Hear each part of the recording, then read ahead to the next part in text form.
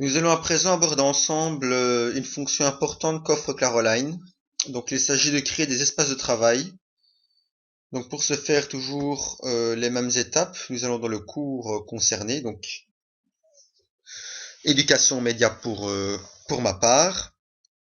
Vous allez dans l'onglet travaux. Voici. Alors ici, j'ai déjà créé deux espaces de travail.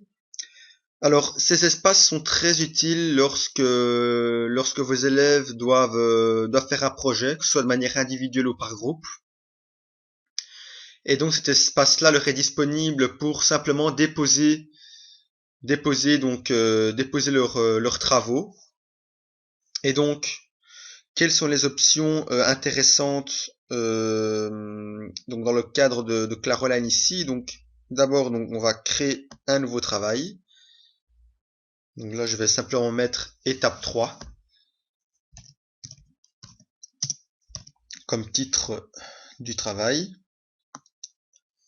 Alors ensuite, le type de soumission. Donc là, dans ce cas-ci, donc les élèves devront importer un fichier de leur PC. Donc c'est un travail qu'ils auront déjà fait au préalable et donc ils peuvent vous l'envoyer soit par PDF, par Word, ou également par OpenOffice.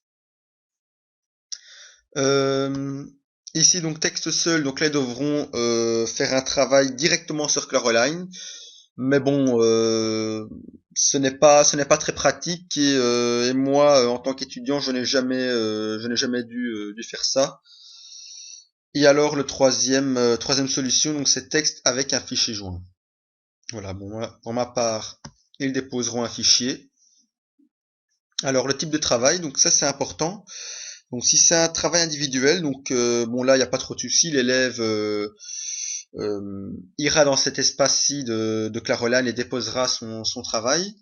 Dans le cadre d'un travail de groupe, ils devront au préalable s'inscrire donc dans un des groupes que vous aurez créé. Et donc là, je vous invite à consulter le tutoriel précédent qui concerne la création de groupe. Et une fois que l'élève s'inscrit dans un des groupes, il pourra alors déposer le travail dans cet espace-ci au nom du groupe dans lequel il s'est inscrit. Ensuite, vous fixerez donc un délai à ce travail. Et alors, vous pouvez permettre une soumission tardive ou non à vos élèves. Si vous décidez de ne pas permettre une soumission tardive, ce qui est intéressant, c'est que Claroline va automatiquement bloquer l'accès donc aux élèves, en tout cas pour ce travail-là. Évidemment pas pour l'entièreté de Claroline, hein. Mais donc il va empêcher l'élève de déposer son travail, ce qui vous évitera donc d'aller trier les travaux par date pour savoir quel travail a été mis avant le délai.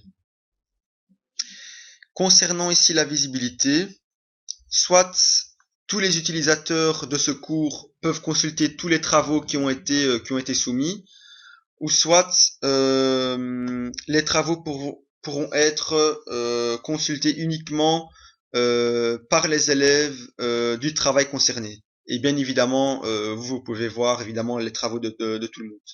Ça, c'est bien évidemment logique. Donc voilà, une fois que vous avez choisi vos options, vous confirmez. Voilà. Donc là, il y a plusieurs travaux. Donc vous voyez ici, donc le type, donc ça c'est bien, donc ça veut dire il y a deux personnes, comme vous voyez, donc c'est par groupe. Date de début, donc voilà, là j'ai pas modifié, donc mardi 29 avril jusqu'à demain, donc à 15h36. Voilà. Vous pouvez toujours bien évidemment modifier les espaces de travail. Et donc l'élève, lui, quand il voudra déposer son travail, il ira donc étape 3.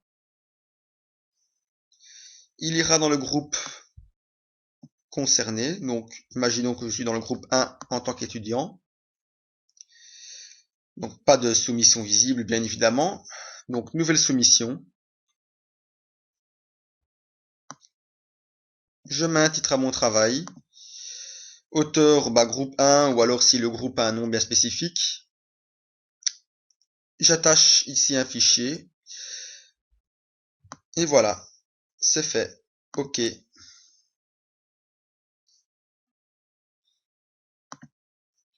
Et donc les élèves mettront tous leurs travaux dans cet espace de manière simple et efficace.